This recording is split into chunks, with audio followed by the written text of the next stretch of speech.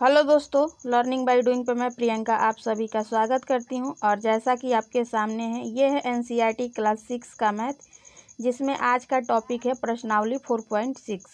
Video start करें उससे पहले अगर आप पहली बार हमारे चैनल पे विजिट किए हैं तो वीडियो को लाइक करके चैनल को सब्सक्राइब करके ऑल का बटन प्रेस कर दें, ताकि डेली के आने वाले जो वीडियो है दोस्तों आपको ईजिली मिल सके। ठीक है, तो क्वेश्चन नंबर 1 में पूछा है कि संलग्न आकृति को देख कर लिखिए। ये रहा आपके सामने एक आकृति, और इस आकृति के माध्यम से आपको बताना है कि वृत्त का केंद्र। बी में पूछा है, इसमें 3 त्रिज्या है, एक व्यास, एक जीवा, अभ्यंतर में 2 बिंदु, बहिर्भाग में 1 बिंदु, एक त्रिज्या खंड और एक वृत्त खंड। ठीक है, तो इनके बारे में आकृति के माध्यम से बताना है। ठीक है, तो सबसे पहले हम बात करेंगे दोस्तों कि वृत्त जो होता है वो हम प्रकार और पेंसिल की सहायता से खींचते हैं एक गोले आकार। ये गोला जो बना हुआ है ना, इसे हम क्या कहते हैं, तो इसे हम वृत्त कहते हैं। ठीक है, जो कि प्रकार के सहायता से बनाते हैं। ठीक है, क्या कहते हैं, वृत्त। ठीक है, अब इसमें पूछा है आपका कि वृत्त का केंद्र क्या है। तो दोस्तों जहाँ पे हम प्रकार का जो रखते हैं ना, ये पॉइंट, ये पॉइंट जो रखा है ना, इसे हम बोलते हैं केंद्र। ठीक है, तो केंद्र से जो खींची जाती है, ये गोला बनाया जाता है, इसे हम क्या कहते हैं, तो वृत्त कहते हैं। ठीक है, तो इसी केंद्र को पूछा है कि वृत्त का केंद्र क्या है, तो आपका हो जाएगा बिंदु ओ, जो है वृत्त का केंद्र है। ठीक है, अब इसमें पूछा है आपके 3 त्रिज्याएं बताने हैं कि त्रिज्या क्या होती है। तो दोस्तों केंद्र से होकर खींची गई, जो एक केंद्र से होकर खींची गई लाइन जो परिधि पर जाकर मिले, उसे हम क्या कहते हैं, तो उसे हम त्रिज्याएं कहते हैं।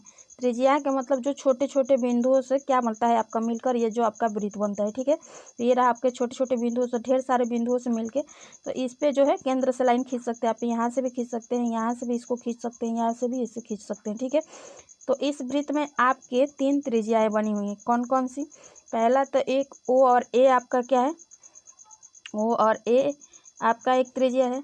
दूसरी हम बात करें तो ओ और बी है। ठीक है, और तीसरी हम बात करें आपसे दोस्तों तो ओ और सी, यानी 3 त्रिज्याएं इसमें बनी हुई हैं। ठीक है, अब आगे पूछा है आपसे सी में कि एक व्यास बताइए कि व्यास क्या होता है। ठीक है, तो हम बात करेंगे दोस्तों एक व्यास के बारे में। तो दोस्तों परिधि से होकर, यानी केंद्र से होते हुए जो परिधि पर खींची गई एक लाइन होती है, उसे सीधे हम व्यास करते हैं। ये लाइन देखो, यहाँ से ये लाइन सीधे खींची गई है, कहाँ से, ए से लेकर सी तक। कहाँ से, तो देखो ये परिधि से केंद्र से होते हुए जो हुआ खींचा गया लाइन है, उसे हम क्या कहते हैं, व्यास। तो व्यास हो गया आपका, कौन सा हो गया, तो ए और सी से मिलकर आपका व्यास बना है। ठीक है, बिंदु ए से सी मिलकर आपका एक व्यास बना है। ठीक है, अब पूछा है कि जीवा, जीवा क्या होता है। तो दोस्तों जो केंद्र से होकर नहीं गुजरने वाली लाइन को हम जीवा कहते हैं। देखिए ये लाइन जो है ना आपका, जो है ये केंद्र से हट के, देखो ये यहाँ पे है, यहाँ भी खींच सकते हैं आप, यहाँ भी लाइन खींच सकते हैं, जो केंद्र से मतलब होकर ना गुजरे, उसे हम क्या कहते हैं, जीवा। तो कौन सा लाइन है दोस्तों आपका, ई और डी है। देखो ये लाइन खींची गई है ना, ई से डी, इसे हम कहते हैं क्या, तो ये एक जीवा है। ठीक है, ई और डी आपका क्या हो गया, एक जीवा बना है केंद्र का। ठीक है, अब ऐसे ही पूछा है इसमें ई में कि अभ्यंतर में 2 बिंदु बताना है। तो एक तो बिंदु आपका ओ हो गया, ठीक है, और दूसरा बिंदु आपका दोस्तों पी हो गया। ठीक है, अभ्यंतर का मतलब होता है कि वृत्त के अंदर जो है 2 बिंदु बताने थे। ठीक है, तो एक तो बिंदु ओ हो गया और दूसरा आपका बिंदु पी। ठीक है, अब पूछा है बहिर्भाग में एक बिंदु, यानी बाहरी भाग में वृत्त के आपको बताना है कि कौन सा एक जो है बिंदु है, तो आपका बिंदु क्यू है। ठीक है, अब इसमें पूछा है जी में कि एक त्रिज्यीय खंड बताना है कि इसमें त्रिज्यीय खंड क्या होता है। ठीक है, तो चलिए, तो दोस्तों एक बात करेंगे हम किसका, त्रिज्यीय खंड के। तो देखो जो वृत्त से खींची गई एक त्रिभुज की आकार की जो आकृति है, ठीक है, यहाँ पे आपका, और ये छायांकित जो भाग है ना, इसी को हम बोलते हैं त्रिज्यीय खंड।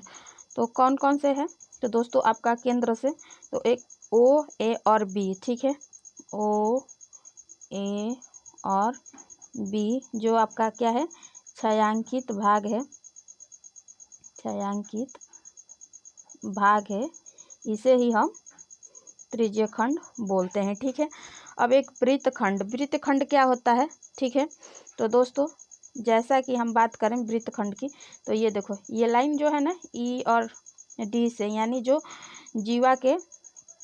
जीवा की जो लाइन है और इसमें जो ये छायांकित भाग है ना, इसी को हम बोलते हैं वृत्तखंड। ठीक है, तो लिखेंगे ई और डी जो क्या है, छायांकित भाग है, इसी को हम बोलते हैं वृत्तखंड। ठीक है, तो इस तरह आपका क्वेश्चन नंबर 1 बहुत अच्छे से समझ में आ गया होगा वृत्त से संबंधित। ठीक है, अब इसमें हम बात करेंगे क्वेश्चन नंबर 2 के बारे में। तो पूछा है दोस्तों क्वेश्चन नंबर 2 के ए में कि क्या वृत्त का प्रत्येक व्यास उसकी जीवा होती हैं? तो देखो दोस्तों, जब हम लोग एक वृत्त खींचते हैं एक छोटा सा, ठीक है, समझने के लिए जैसे वृत्त खींच दिए। ठीक है, अब यहाँ पे एक केंद्र हो गया। ठीक है, केंद्र, तो जो है परिधि से होकर एक लाइन जो है केंद्र से होते हुए दूसरी परिधि में जाकर मिलती है, तो इसे आप क्या कह सकते हैं? जीवा कहते हैं, सॉरी केंद्र का क्या बोलते हैं? व्यास कहते हैं। ठीक है, तो पूछा है कि प्रत्येक व्यास उसकी जीवा हो सकती है, तो इसके अगल बगल से भी जो लाइन जाएंगे। ठीक है, तो हाँ दोस्तों, प्रत्येक व्यास जो है आपका जीवा हो सकती है। ठीक है, तो लिखेंगे हाँ। ठीक है, क्वेश्चन नंबर 2 इसी में पूछा है बी कि क्या वृत्त की प्रत्येक जीवा उसका व्यास हो सकता है? तो नहीं दोस्तों, ये नहीं हो सकता, क्योंकि देखो जीवा जो है केंद्र से जो है उसके अगल बगल खींची गई लाइनों को हम क्या बोलते हैं? जीवा बोलते हैं। ठीक है, लेकिन वृत्त से केंद्र से होकर जो लाइन जाएगा सीधे, ठीक है, परिधि के में मिलेगा, उसे हम व्यास कहते हैं। ठीक है, तो ये होगा नहीं। ठीक है, तो क्वेश्चन नंबर 2 भी आपको अच्छे से समझ में आ गया होगा। ठीक है, अब बात करें हम क्वेश्चन नंबर 3 के कि कोई वृत्त खींचिए और निम्न को अंकित कीजिए। ठीक है, जैसे कि अब हम इसी वृत्त के माध्यम से समझेंगे। ठीक है, इसमें पूछा गया है कि उसका केंद्र क्या है, तो केंद्र ये क्या हो गया? बिंदु ओ हो गया। ठीक है, अब पूछा है एक वृत्तखंड बताइए, वृत्तखंड।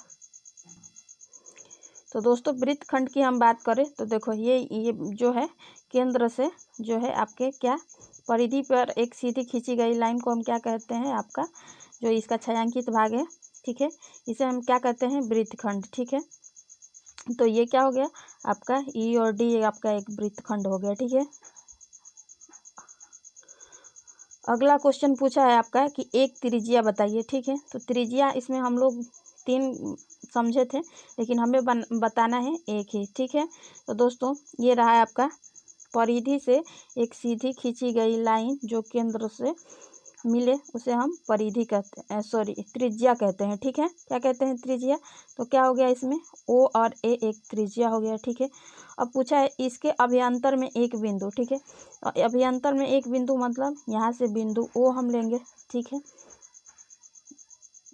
तो ये भी चीज़ आपको समझ में आ गया होगा। ठीक है, अगला क्वेश्चन है, तो ई नंबर क्वेश्चन पूछा है दोस्तों एक व्यास बताना कि व्यास जो है, तो ये रहा आपका जो दोस्तों जो ये परिधि से खींची गई लाइन जो केंद्र से होकर जाकर दूसरी लाइन पर मिले, हम उसे व्यास कहते हैं। तो ए और सी आपका क्या हो गया? व्यास हो गया। तो लिखेंगे ए और सी इसका एक व्यास हो गया। ठीक है, अगला क्वेश्चन पूछा है कि इसके बहिर्भाग में एक बिंदु। तो दोस्तों ये रहा वृत्त के बाहरी भाग में एक बिंदु, ये रहा बिंदु क्यू। ठीक है, आप इसको बिंदु क्यू या कुछ भी चाहें तो कोई भी डिजिट का आप जो है अल्फ़ाबेट का नाम दे सकते हैं। ठीक है, तो लिखेंगे दोस्तों वो है आपका बिंदु क्यू। ठीक है, इसके बहिर्भाग में एक बिंदु। अब एक त्रिज्यीय खंड पूछा है इसमें कि एक त्रिज्यीय खंड क्या होती है। चलिए इसको देखते हैं। तो त्रिज्यीय खंड की हम बात किए थे दोस्तों। ठीक है, जो एक परिधि से सीधे केंद्र तक खींची गई लाइन और फिर इस केंद्र से इस परिधि पर मिलाया गया जो त्रिभुज के आकार के हो, और ये छायांकित जो भाग था इसी को हम क्या बोले थे? त्रिज्यीय खंड। तो होगा ओ और ए बी से मिलकर एक आपका त्रिज्यीय खंड का निर्माण हुआ है, ओ ए बी। ठीक है, तो इसको लिखेंगे, तो लिखेंगे कि एक ओ ए बी से मिलके आपका एक त्रिज्यीय खंड बना है। ठीक है, अब एक चाप पूछा है कि चाप क्या होता है। ठीक है, तो चलिए इसको बनाते हैं। तो दोस्तों, वृत्त पर ऐसे खींची गई लाइन जो, ठीक है, छोटी छोटी बिंदुओं से, जो क्या होता है, परिधि पे छोटी छोटी बिंदुओं से मिलके ना आपका बनता है। तो इस पे ये खींची गई लाइन जो है, इसका आप नाम दे देंगे एफ और जी। ठीक है, इसे आप क्या कहते हैं, तो इसे हम चाप कहते हैं। ठीक है, तो लिखेंगे एफ और जी एक चाप है। ठीक है, अब क्वेश्चन नंबर 4 पूछा है कि सत्य या असत्य बताइए। ठीक है, क्वेश्चन है कि वृत्त के दो व्यास अवश्य ही प्रतिच्छेदित करते हैं। प्रतिच्छेदित का मतलब होता है दोस्तों कि एक दूसरे को काटते हैं। ठीक है, तो ऐसे गोला बना देते हैं। ठीक है, और चेक कर लेते हैं कि सही बात है या गलत। ठीक है, ये आपका केंद्र है और परिधि से होकर जो लाइन जाती है से आप क्या कहते हैं, व्यास कहते हैं। तो ऐसे भी बन सकती है, ऐसे भी बन सकती है, इस लाइन से केंद्र से होकर ऐसे भी बन सकती है और ऐसे भी बन सकती है। ठीक है, यानी अनेकों लाइन जो है आपके बन सकती है। तो वृत्त के दो व्यास अवश्य ही प्रतिच्छेदित करेगा। ठीक है, तो ये आपका सत्य है। ठीक है, क्वेश्चन नंबर 2 है आपके सामने दोस्तों कि वृत्त का केंद्र सदैव उसके अभ्यंतर में स्थित होता है। तो बिल्कुल दोस्तों, देखो वृत्त का केंद्र जो होता है अंदर ही होता है ना, तो ये भी आपका सत्य है। ठीक है, और इस तरह आपका जो है प्रश्नावली 4.6 दी एंड होता है। अगर आप हमारे चैनल पर पहली बार आए हैं तो वीडियो को लाइक, शेयर और चैनल को सब्सक्राइब जरूर करें और अपने फ्रेंड कॉलिंग्स पीयर ग्रुप में जिनसे जुड़े हुए हैं उनके यहाँ शेयर करें, ताकि अदर पर्सन को भी इस कंटेंट का प्रॉफिट मिल सके। तो फिर मिलेंगे नेक्स्ट वीडियो में नेक्स्ट टॉपिक के साथ। तब तक के लिए धन्यवाद। आपका दिन मंगलमय हो।